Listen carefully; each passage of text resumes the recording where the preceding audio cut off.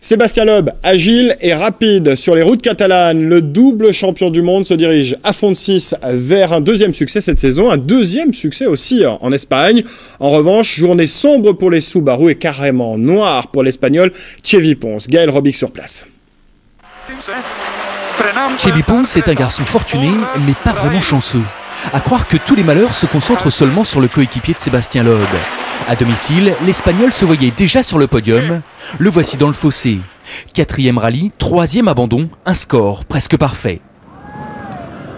À croire que certaines voitures bleues fonctionnent décidément plus mal que les autres. Stéphane Sarrazin 8e, Peter Solberg 7e. Les Subaru roulent à leur vitesse à plus de 3 minutes du leader. C'est difficile, ça glisse beaucoup et j'arrive pas à piloter, c'est vraiment galère. J'essaye, je fais de mon mieux, mais ça ne marche pas.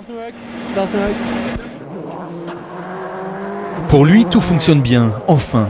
Parti 10e ce matin, Marcus Gronholm occupe ce soir la 4e place.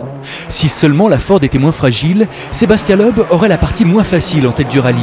Leader avec 34 secondes d'avance sur son coéquipier Dani Sordo, le Français a déjà beaucoup à faire. Ouais, les routes sont très sales, c'est pas très amusant en fait. C'est bien sur un premier, c'est un super rallye, les routes sont super belles quand on est premier sur la route et qu'il n'y a personne, mais après quelques voitures, il y a beaucoup de gravier partout, c'est vraiment pas marrant.